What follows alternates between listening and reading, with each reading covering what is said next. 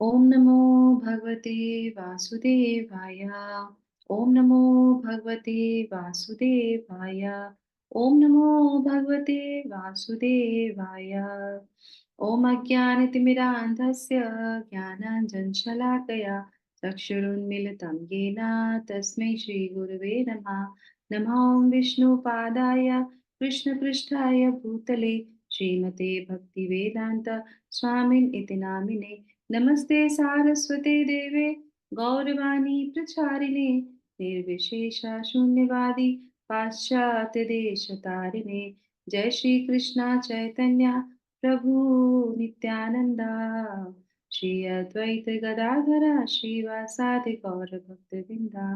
हरे कृष्णा कृष्णा कृष्णा हरे हरे, हरे राम राम राम हरे हरे। जगत गुरु श्रील प्रभुपाद की जय।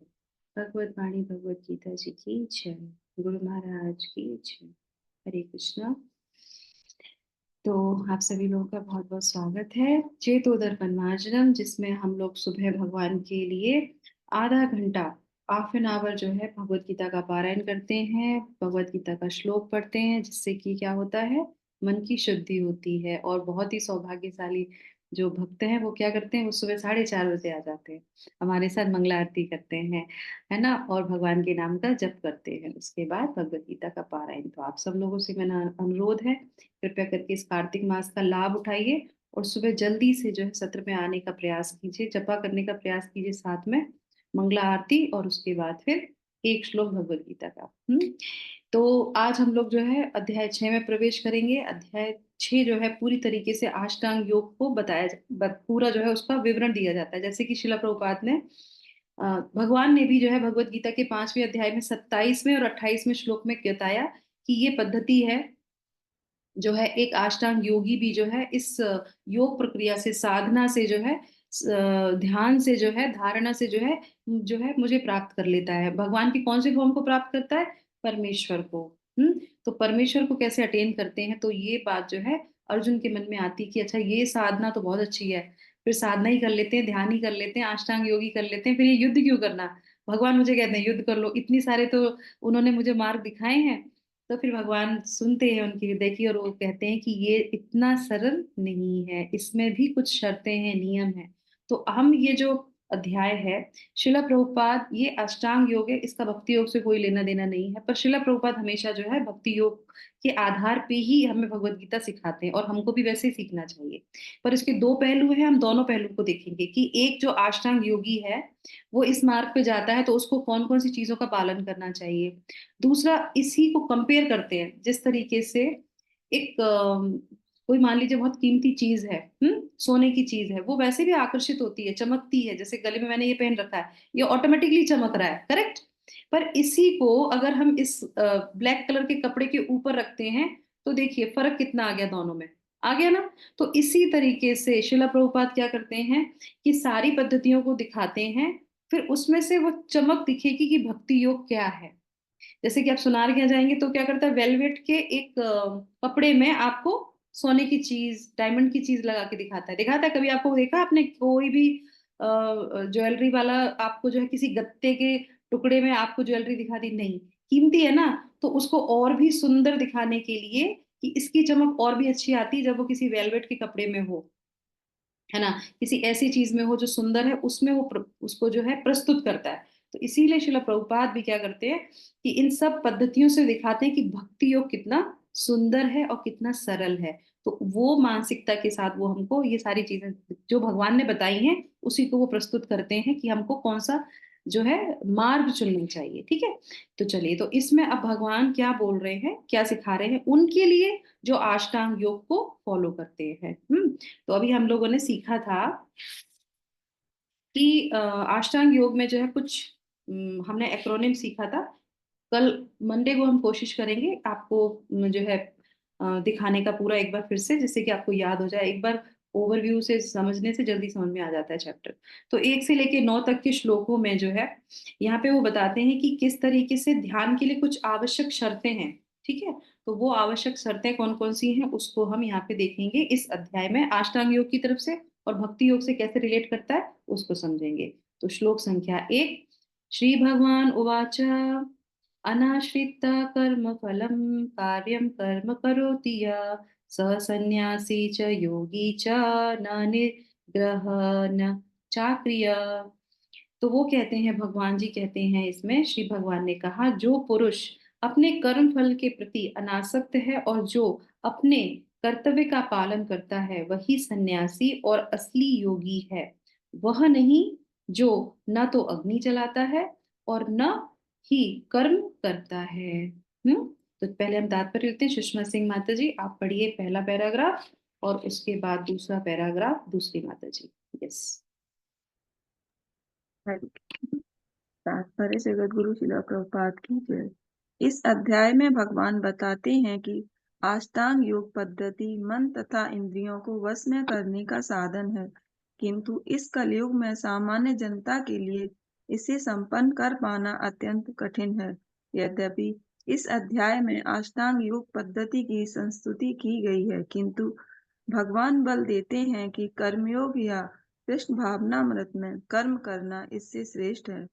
इस संसार में प्रत्येक मनुष्य अपने परिवार के पालनार्थ तथा अपनी सामग्री के रक्षार्थ कर्म करता है, किंतु कोई भी मनुष्य बिना किसी सेवार्थ किसी व्यक्तिगत तृप्ति के, चाहे वह तृप्ति आत्म केंद्रित हो या व्यापक, कर्म नहीं करता। पूर्णता की कसौटी है। कृष्ण भावनामृत में कर्म करना कर्म के फलों का भोग करने के उद्देश्य से नहीं। कृष्ण भावनामृत में कर्म करना प्रत्येक व्यक्ति का कर्तव्य है, क्योंकि सभी लोग परमेश्वर के अंश हैं। शरीर के अंग पूरे शरीर के लिए कार्य करते हैं। शरीर के अंग अपनी तुष्टि के लिए नहीं अपितु पूरे शरीर की तुष्टि के लिए कार्य करते हैं। इसी प्रकार जो जीव अपनी तुष्टि के लिए नहीं अपितु परम ब्रह्म की तुष्टि के लिए कार्य करता है, वही पूर्ण सन्यासी का पूर्ण योगी है। हरे कृष्ण। सुषमा माता जी। यस, मोरना माता जी, आप पढ़ोगे? हरे कृष्णा, पढ़िए। हरे कृष्णा। कभी कभी सन्यासी सोचते हैं कि उन्हें सारे कार्यों से मुक्ति मिल गई, अतः वह अग्निहोत्र यज्ञ करना बंद कर देते हैं। लेकिन वस्तुतः वह स्वार्थी हैं, क्योंकि उनका लक्ष्य निराकार ब्रह्म से तादात्म्य स्थापित करना होता है। ऐसी इच्छा भौतिक इच्छा से तो श्रेष्ठ है, किंतु वह स्वार्थ से रहित नहीं होती। इसी प्रकार जो योगी समस्त कर्म बंद करके अर्ध निम्नलिखित नेत्रों से योगाभ्यास करता है, वह भी आत्म संतुष्टि की इच्छा से पूरित होता है। किंतु कृष्णा भावना भावित व्यक्ति बिना किसी स्वार्थ के पूर्ण ब्रह्मा की दृष्टि के लिए कर्म करता है। कृष्णा भावना भावित व्यक्ति को कभी भी आत्म तुष्टि की इच्छा नहीं रहती। उसका एकमात्र लक्ष्य कृष्ण को प्रसन्न करना रहता है। अतः वह पूर्ण सन्यासी या पूर्ण योगी होता है। त्याग के सर्वोच्च प्रतीक भगवान चैतन्य प्रार्थना करते हैं। न धनम, ना जन्म, ना सुंदरी कविता व जराधीश कामाए। मम जन्मनिश्चर भवता भक्त अभक्ति रक्त हेतु की तत्वती। हे सर्वशक्तिमान प्रभु, मुझे ना तो धन संग्रह की कामना है, ना मैं सुंदर स्त्रियों के साथ रमन करने का अभिलाषी हूँ, ना ही मुझे अनुयायियों की कामना है। मैं तो जन्म जन्मांतर आपकी इस प्रेमा भक्ति की अहेतु की कृपा का ही अभिलाषी हूँ। Hare Krishna. Thank you so much माता जी। हरे कृष्ण। तो बहुत सुंदर से जो है तात्पर्य में शिला प्रभुपाद हमें समझाते हैं। तो इसमें सबसे पहले जो श्लोक में जो शब्द आया है वो क्या है? अनाश्रितः कर्म फलम।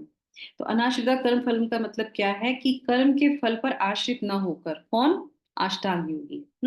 और इसी को जो है योगी जो भी है, जो भी अष्टांग योग पद्धति फॉलो करना चाहते हैं, तो पहला है कि उसको अपने कर्म के फलों से आसक्त नहीं रहना है। ठीक है, ये अष्टांग योगी के लिए बताया जा रहा। हमने ये कहाँ पढ़ा था? हमने ये कहाँ पढ़ा? हमने कहाँ पढ़ा? तृतीय अध्याय में कर्मयोग पढ़ा था। फिर कृष्ण भावना भावित कर्मयोग पढ़ा, तो उसमें हमें यही सिखाया जा रहा था ना कि कर्म करना है पर उसकी जो है हमें उस पर आश्रित नहीं रहना, निस्वार्थ होकर हमें कर्म करना है। ठीक है, तो हम लोगों ने जैसे पिछले श्लोक में भी, अध्याय के पिछले लास्ट श्लोक में क्या बताया था कि जो भी अष्टांग योगी में पद्धतियां सिखाई जाएंगी वो भक्ति योग में क्या है, प्रस्तावना में ही आ जाती हैं, शुरू में ही आ जाती हैं, भूमिका में ही दे दी जाती हैं। तो हम लोग वैसे ही पद्धति को सीखते हैं, पर यहाँ पे ये नियम है, रूल है, अगर ये नहीं करोगे तो अष्टांग योग का कोई मतलब नहीं। तो फर्स्ट रूल है अनाश्रित कर्म फलम होके उसको रहना चाहिए, है ना। पर भगवान के भक्त क्या करते हैं, इसी को डिटेल कर देते हैं, कैसे कर देते हैं, परंतु भगवान का भक्त जो है भगवान पे आश्रित हो जाता है। कर्म फल वहां पे बोला आश्रित नहीं होना है ना, पर यहाँ पे क्या बोलते हैं कि ये भगवान के लिए आश्रित हो जाता है और भगवान के लिए सेवा करता है, उनको फलों को आश्रित कर देता है, तो उसके लिए बहुत इजी बन जाता है ना। दूसरा क्या है, कर्म कार्य कर्म करोति यह, तो जो व्यक्ति कार्य अर्थात कर्म करता है, तो तात्पर्य में शिला प्रभुपाद बहुत अच्छी तरह से लिखते हैं यहाँ पे कि इस संसार में प्रत्येक मनुष्य अपने परिवार के पालनार्थ, तथा अपनी सामग्री के रक्षार्थ कर्म करता है, जो उसके पास है उसकी रक्षा करने के लिए करता है, और जो है पालन के लिए जो है भोगता वो करता है। पर भगवान क्या कहते हैं कि जो भी तुम्हारे पास है उसकी रक्षा मैं करूंगा, और जो तुम्हारे पास नहीं है वो तुम्हें मैं दे दूंगा, कहते हैं। तो भक्त जब ये भगवत गीता पढ़ लेता है तो उसको तो और ही बढ़िया है कि ये तो भगवान खुद ही बोल रहे हैं, तो हमें जरूरत ही नहीं है। पर यूजली जो शिला प्रभुपाद यहाँ पे बता रहे हैं कि आप सारे मनुष्य ऐसे ही कर्म करते हैं। तो किंतु कोई भी मनुष्य बिना किसी स्वार्थ, बिना किसी व्यक्तिगत तृप्ति के, चाहे वह तृप्ति आत्म केंद्रित हो, आत्म केंद्रित कहाँ गया, आत्म केंद्रित हो या व्यापक हो या सबके लिए हो, है ना, कर्म करता ही है। पूर्णता की कसौटी ये है, कर्म नहीं करता, सॉरी, हाँ, कर्म नहीं करता। कृष्ण भावनामृत में पूर्णता की कसौटी क्या है, कृष्ण भावनामृत में कर्म करना, कर्म के फलों का भोग करने से, करने के उद्देश्य से नहीं। कृष्ण भावनामृत में कर्म करना प्रत्येक व्यक्ति का कर्तव्य है, क्योंकि सभी लोग परमेश्वर के अंश है, शरीर के अंग पूरे शरीर के लिए कार्य करते हैं। तो यहाँ पे प्रभुपाद ने एक उदाहरण दिया है कि जिस तरीके से हमारे शरीर के सारे अंग क्या करते हैं, हमारे लिए कार्य करते हैं, सही है ना। तो हम क्या करते हैं, हम सारे अंगों को पुष्ट पुष्ट करते हैं क्या। मान लीजिए हमें अपने शोल्डर, हमें अपने बाजू में शक्ति देनी, तो हम क्या करेंगे, दो दो पराठे इधर बांध लेंगे, दो दो पराठे हाथों में बांध लेंगे कि भाई पूरे दिन में पुष्टि हो जाएगी, हो जाएगी क्या, नहीं। जहां पे भी शक्ति चाहिए, कहीं पे भी शक्ति चाहिए, क्या करना पड़ेगा, सिर्फ मुंह में देना पड़ेगा, सिर्फ उदर को भरना पड़ेगा, करेक्ट। उससे वो ऑटोमेटिकली ही, ये भगवान की संरचना है। तो ऐसे ही ये पूरे जो है ब्रह्मांड की संरचना है, ये पूरे सृष्टि की संरचना ऐसी की गई है। अगर हम भगवान कृष्ण को तुष्ट करते हैं तो सभी तुष्ट हो जाते हैं। उनको तुष्ट करने के बाद, और प्रैक्टिकल है, अभी सुषमा माता जी जिन्होंने भी पढ़ा था कि अगर आप सिर्फ भगवान पे कॉन्सेंट्रेट करोगे तो वो सबकी रक्षा करेंगे, तुम चिंता मत करो, तुम्हारे अंदर मैं बैठा हूँ, तुम्हें किस चीज की आवश्यकता है मैं तुम्हें देता हूँ। तो ये प्रैक्टिकल अपने जीवन में देखते हैं कि भगवान उस चीज को फलीभूत करते हैं। कृष्ण को तुष्ट कर दिया, सब कुछ तुष्ट हो जाता है। अगर हम इसके उदाहरण में देखेंगे, अगर हम अपने भक्ति योग से भी इसको लेते हैं, प्रैक्टिकल जीवन में लेते हैं, ये इस बात समझ में नहीं आती लोगों को, क्योंकि वो आश्रित नहीं होते हैं। पर धीरे धीरे अष्टांग योगी के लिए भी और भक्ति योगी के लिए भी क्या होता है, धीरे धीरे उसको ये महसूस होने लगता है। जब हम थोड़े समय तक जपा करते रहेंगे, जपा करते रहेंगे, विश्वास हमारा मजबूत होता जाएगा, फिर हमें ये महसूस होने लगता है कि नहीं, भगवान तो हमारी रक्षा करते हैं, हमारी सारी चीजों की आवश्यकता की पूर्ति करने लगते हैं, स्वतः ही ये चीज आने लगती है। तो कार्य करने की बात ऐसे होते हैं, बहुत से लोग, मैं अपने से ही बोल देती हूँ, बहुत से लोग ये प्रश्न करते हैं कि क्यों आपने अपनी पढ़ाई छोड़ दी, आप तो अच्छा खासा पढ़ रहे थे, आप आगे जाके कंपटीशन की तैयारी करते, क्यों छोड़ दिया आपने। ठीक है, मैंने पढ़ाई की, कॉर्पोरेट में भी गई, मैंने जॉब भी किया, पर क्या पता, आपको पैसे दिखते हैं, स्टेटस दिखता है, पर आंतरिक सुख दिखता है या मिलता है या नहीं मिलता, ये कौन जानता। ये तो वही व्यक्ति जानेगा जो काम करता है, करेक्ट। और अभी क्या कर रहे हो, आप भक्ति कर रहे हो, तो अभी तुमको क्या पता है कि हमको सुख मिल रहा है कि नहीं मिल रहा है, ये कौन जानेगा, ये बाहर वाला थोड़ी ना जानेगा। तो ये कुछ ऐसी चीजें होती हैं जो हमें स्वतः ही समझ में आती हैं, ये दूसरा वाला समझ में उसको नहीं आता। तो इसीलिए भक्ति योग या अष्टांग योग भी जो है, जब हम प्रैक्टिस करते हैं किसी चीज की, जब भगवान को प्रसन्न करने की कोशिश करते हैं, तो हमें आंतरिक सुख मिलता है, फिर बाहर की चीजों से हमें कोई बाहर के लिए हम कार्य नहीं करते, हम भगवान के लिए कार्य करते हैं। हम प्रीचिंग कर रहे हैं, हम बोल रहे हैं भगवान के लिए। अगर हम वकील बन जाते, जज बन जाते, तो भी हमें बोलना पड़ता, दिन रात बोलना पड़ता, दिन रात नोट्स बनाने पड़ते। अभी मैं बहुत खुश हूं, मैं भगवत गीता के नोट्स बनाती हूँ। करेक्ट है कि नहीं? ये हमारी आत्मसंतुष्टि है, एक अपने जीवन से हम देख सकते हैं इसको। हम रात में जगेंगे, हम सुबह जल्दी उठ के आ रहे हैं। अब आप सब लोग आज 5:30 बजे भगवत गीता की क्लास में आ गए, क्यों? आपको कोई सुख मिल रहा है ना? नहीं? अच्छा बताइए। अब इसी जगह आपको अगर कुछ और किसी के लिए होना होता है कि 5:30 बजे, और तो थोड़ा आलस आ रहा है, ये हो रहा है, तो ये शक्ति कौन प्रदान कर रहा है? भगवान ही तो प्रदान करते हैं हमको। तो इस तरीके से जब हम भगवान को तुष्ट करने का प्रयास करते हैं, ऑटोमेटिकली हमारे अंदर एक बहुत सुकून, शांति, संतुष्टि हमको मिलती है। वो ही श्रील प्रभुपाद यहाँ पे बताते हैं, और इसी को पूर्णता कहते हैं। ठीक है?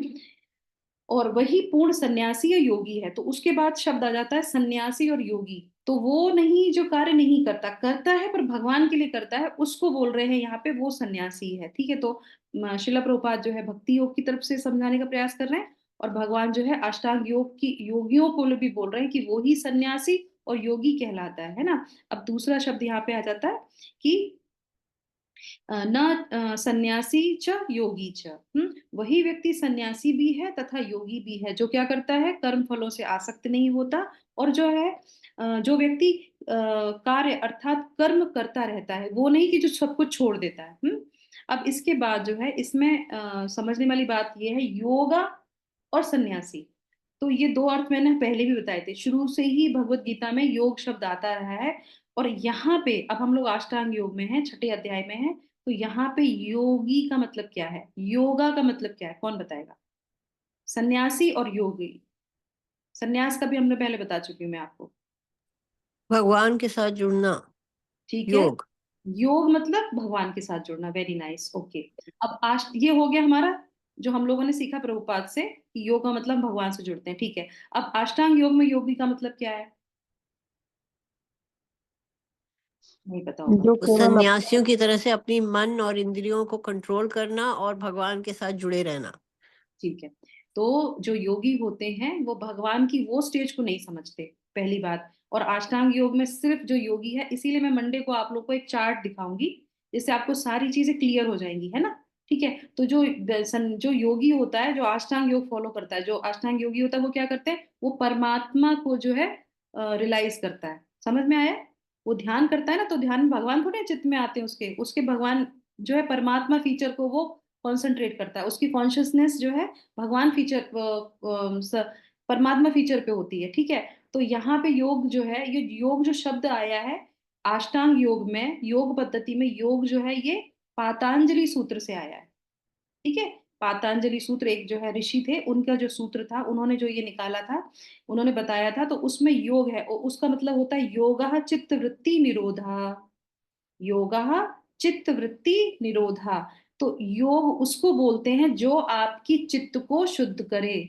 सारी चीजों को, जो वेग हैं, जो आपके अंदर से जो एक तरीके से अर्जेस आती हैं, उन सबको क्या करना है? उन सबको निकालना है। एक शांत धारणा के साथ आप जो है योग की प्रैक्टिस कर सकते हैं, वो ही असली योग है। पर अभी लोग नहीं करते हैं। आपने देखा होगा योग के नाम पे क्या होता है?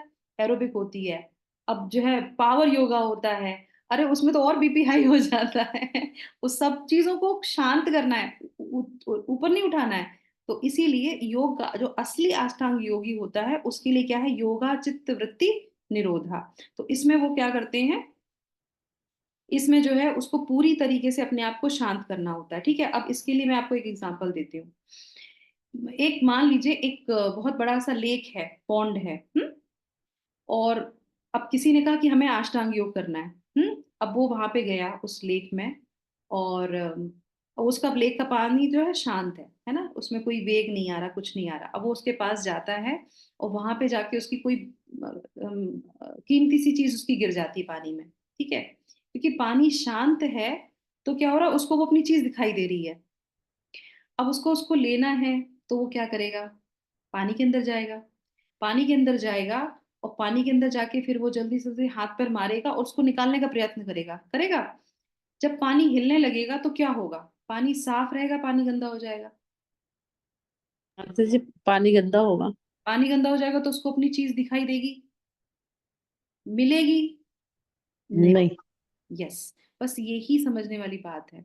यहाँ पे यही अष्टांग जो है पद्धति को समझाने का प्रयास कर रहे हैं कि क्या करते हैं कि जब कोई शांत चीज है तो उसमें अगर आप शांति से जाएंगे और शांत रहेंगे कि जो जल का जो लहर है वो शांत रहे, तो आपको जो कीमती चीज आपकी पड़ी हुई है वो भी दिखाई दे जाएगी और आप उसको बिना प्रयास के ले लेंगे।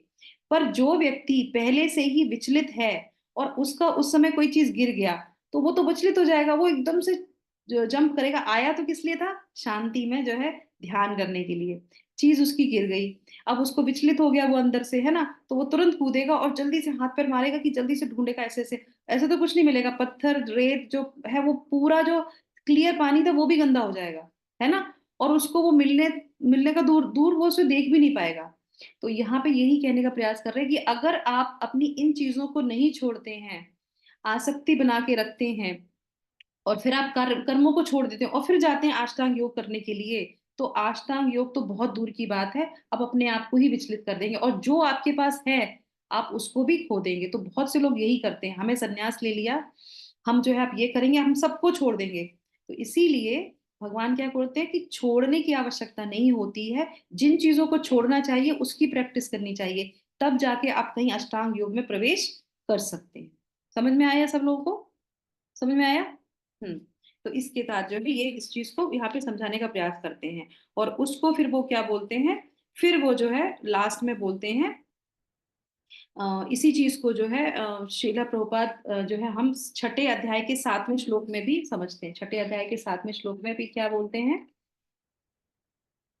चित्तात्मनः प्रशान्तस्य परमात्मा समाहितः शीतोष्ण सुख दुखेषु तथा मान अपमानयो। तो बोलते हैं जिसने मन को जीत लिया है उसने पहले ही परमात्मा को प्राप्त कर लिया है। तो अष्टांग योगी किसको प्राप्त करने का प्रयास करते हैं? परमात्मा को। तो परमात्मा को भी तभी प्राप्त कर सकोगे जब आपका चित्त शांत होगा। तो ये अष्टांग योगी परमात्मा को अटेन करने का प्रयास करते हैं, तो उसके लिए भी पहला रूल है कि अपने आप को, चित्त को अपने शांत करना। ठीक है, और उसके बाद फिर वो बोलते हैं कि न निरअग्नि न च अक्रिय। तो अर्थात वह ऐसा नहीं है कि वह अग्नि ना जलाता हो और ना ही अक्रिय हो। तो ये दोनों बातें जो है सन्यासी के लिए आ जाती है। सन्यासी मतलब क्या होता है, मैंने पहले ही बताया था। सन्यास का अर्थ क्या है? सन्यास शब्द का अर्थ क्या है? ऑरेंज कपड़े पहनना? नहीं, बताओ कौन बताएगा? सन, जगत को छोड़ देना, हाँ माया को छोड़ देना। हाँ, इसको कहते हैं सन्यास। नहीं, इसको नहीं कहते हैं। अपनी स्थिति में न्यास करना। न्यास मैंने पहले बताया था, इसको ध्यान में रखिए। सन्यास, सन का मतलब होता है कि स्थिति, अपने आप को अच्छी तरह से स्थित करना, और न्यास धारण करना। ये तिलक मैंने क्या कर रखा? मैंने तिलक का न्यास कर रखा है, याद आया? ये कंठी मैंने न्यास कर रखी है, पहन रखी है, धारण कर रखी है। कैसे? अच्छी तरीके से। तो सन, संन्यास, अच्छी स्थिति में उसको धारण करना, स्थित करना, वो हो गया संन्यास। तो भगवान का जो भक्त होता है वो क्या करता है? अपने आप को स्थित कर देता है भगवान के लिए। और ये जो सन्यासी हैं इनको भी अपनी इस जो ये योगा पद्धति उसमें अपने आप को बहुत अच्छी तरीके से स्थित करना पड़ेगा, तो वो सन्यासी कहलाएगा। समझ में आया? किसी भी, अब ये आ जाता है 4 वर्ण और आश्रमों में। अब लोग कहते हैं कि जो ऑरेंज कपड़े पहनते हैं सब कुछ छोड़ देते हैं वही सन्यासी हैं। वही सन्यासी हैं? नहीं, जो गृहस्थ में है वो भी सन्यासी हो सकता है, जो ब्रह्मचर्य में है वो भी सन्यासी हो सकता है, जो वानप्रस्थ में है वो भी सन्यासी हो सकता है। क्यों? क्योंकि हमें अपने आप को स्थित करना है। जैसे अभी हम लोग क्या है, हम लोग गृहस्थ हैं पर हम अपना सारा कार्य किसके लिए करते हैं? भगवान के लिए करते हैं, क्योंकि हमारा स्वरूप है भगवान का दास और हम वो काम कर रहे हैं। तो हम कौन हुए? हम भी सन्यासी हुए। सन्यासी का मतलब वो नहीं है जो कमंडल लेके जो है अपना जो है दंड लेके निकल जाता है। नहीं, सन्यास का मतलब है अपनी स्थिति को अच्छी तरीके से न्यास करता है। ठीक है, तो अब आ जाते हैं यहाँ पे, उसमें बोल रहे हैं कि जो अग्नि नहीं जलाता और जो है वह जो अर्थात अग्नि नहीं जलाता और अक्रिय जो है रहता है, जो अपने लिए कुछ कार्य नहीं करता, संसार की चीजों में नहीं पड़ता। तो अब मुझे बताओ कि ये जब यहाँ पे बोला है अक्रिय अवस्था रहती है, तो शिला प्रभुपाद तो सन्यासी थे, तो उन्होंने तो धन भी जो है इकट्ठा किया और उन्होंने जो है कुकिंग भी करी। तो कुकिंग करने के लिए तो मना करते, तो ऐसा क्यों किया उन्होंने? भगवान के लिए किया ना, भगवान के लिए किया, उनको भगवान के भगवान लिए। को भोग लगाना ही था। बस, तो वो सन्यासी थे, पर उनको पता है कि हम अष्टांग योगी नहीं, हम अपने लिए नहीं कर रहे हैं, हम किसके लिए कर रहे हैं, हम भगवान के लिए कर रहे हैं। पैसा भी कमाते हैं और पैसा लाते हैं, इकट्ठा करते हैं, तो किसके लिए कर रहे हैं, भगवान के लिए कर रहे हैं। तो क्या वो सन्यासी नहीं हुए, वो भी सन्यासी हैं। तो वो सन्यासी का शब्द हमें यहाँ पे समझ में आना चाहिए। तो इस तरह से इस अध्याय में पर्टिकुलर बताते हैं कि एक सन्यासी को, योगी को क्या करना चाहिए। और भक्ति योग में ये सारी चीजें हम लोग ऑटोमेटिकली कर लेते हैं, है ना। अब आ जाते हैं लास्ट के उस पे कि और हाँ, अब इसमें जो है लास्ट में भी शिला प्रभुपाद बोलते हैं, कभी कभी सन्यासी सोचते हैं कि उन्हें सारे कर्मों से मुक्ति मिल गई, अतः वे अग्निहोत्री यज्ञ करना बंद कर देते हैं। तो ऐसा नहीं करना चाहिए, है ना। लेकिन वस्तुतः वह स्वार्थी हैं, क्योंकि उनका लक्ष्य निराकार ब्रह्म को, ब्रह्म से तादात्म्य में स्थापित करना होता है। अब निराकार ब्रह्म से वो भगवान को, ब्रह्म को लेना चाहते हैं, अपनी मुक्ति को चाहते हैं। पर भक्त क्या चाहता है, भक्त ना मुक्ति चाहता है ना भुक्ति चाहता है, उस वो पूरी तरीके से निस्वार्थी होता है। तो इसी चीज को भगवान यहाँ पे शिला प्रभुपाद जो है डिफरेंशिएट करते हैं दोनों चीजों में, ठीक है। और जो भगवान के जो भक्त होते हैं वो किसको फॉलो करते हैं, जो शिला प्रभुपाद ने यहाँ पे कोट किया है। चैतन्य महाप्रभु सन्यासी थे, चैतन्य महाप्रभु सन्यासी थे। और उसके बाद फिर वो क्या बोलते थे, न धनम न जनम न सुंदरिम कवितां वा जगदीश कामये, मम जन्मनि जन्मनीश्वरे भवताद भक्तिर अहेतुकी त्वयि। अहेतुकी भक्ति हमें चाहिए, हमें ना धन चाहिए, ना जो है सुंदर स्त्री चाहिए, और जो है ना जन्म चाहिए, हमें दोबारा ये जन्म भी नहीं चाहिए किसी के लिए, हमें कोई भी आकांक्षा नहीं है। हे सर्वशक्तिमान प्रभु, मुझे तो धन संग्रह करने की कामना है, ना ही मुझे सुंदर स्त्रियों के साथ रमण करने की अभिलाषी हूँ, ना ही मुझे अनुयायियों का कामना करता हूँ। मतलब जन समुदाय जो है आपकी वाहवाही करे, ना मुझे उसके लिए कोई अभिलाषा है। मैं तो सिर्फ जन्म जन्मांतर आपकी प्रेमा भक्ति की अहेतु की कृपा की अभिलाषा करता हूँ। तो इस तरीके से उनका कॉन्शियसनेस वहां पे टिकता है, और वो इस चीज को जो है क्या करते हैं, वो या सन्यासी और योगी बनते हैं जो भक्ति योग को फॉलो करते हैं। अब आ जाते हैं कि इस योग में जो है नियम बताए गए हैं कि हमको क्या करना चाहिए। तो प्री रिक्वेस्ट जो है कुछ पॉइंट्स हैं जो एक अष्टांग योगी को करना चाहते हैं। तो आप में से जो भी अष्टांग योग को फॉलो करना चाहते हैं, तो ये 4 नियमों को लिख लीजिए, क्योंकि ये अध्याय पूरा उसी पे ही डिपेंड है। तो सबसे पहले उसको क्या करना चाहिए, उसको जो है बिकम अ प्यूरिफाइड बाय निष्काम कर्म योग, उसको अपने आप को प्यूरिफाइड करना पड़ेगा, किससे, निष्काम कर्म योग से। दूसरा जो है फुल कंट्रोल ऑफ माइंड, उसके अपने माइंड को क्या करना पड़ेगा, पूरी तरीके से कंट्रोल करना पड़ेगा। और उसके बाद जो है क्या करना पड़ेगा, बिकम जो है बिकम क्या क्या मटेरियल चीजों से अपने आप को दूर रखना पड़ेगा, है ना, अनअफेक्टेड। उसको जो है मटेरियल चीजों से, सांसारिक चीजों से अफेक्ट नहीं होना पड़ेगा, उनसे चीजों से दूर रहना पड़ेगा, है ना। और उसके बाद अगर वो ये सब चीजें करता है, 3 चीजें मुख्य इसमें बताई हैं, अगर वो ये सब करता है तो ही वो अष्टांग योग में प्रवेश करने के लिए है, अदरवाइज तो वह अष्टांग योग को भूल ही जाओ, ठीक है। तो इस तरीके से भगवान इस अध्याय में पहले श्लोक में वो 3 चीजों को बोल रहे हैं कि ये शर्तें हैं अष्टांग योग में प्रवेश करने की, ठीक है। तो इसी के साथ हम यहाँ पे इसको विराम करेंगे। जगत गुरु शिला प्रभुपाद की जय। भगवत वाणी भगवत गीता जी की जय।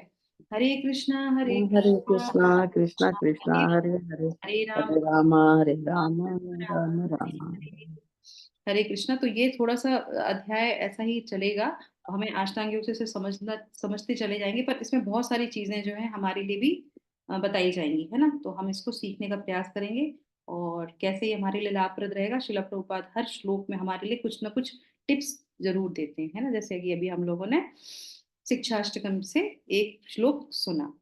हरे कृष्णा सभी। हरे कृष्णा माता जी। यस। माता जी आज का एक्सपीरियंस बताना चाहूंगी। हाँ माता जी। हाँ,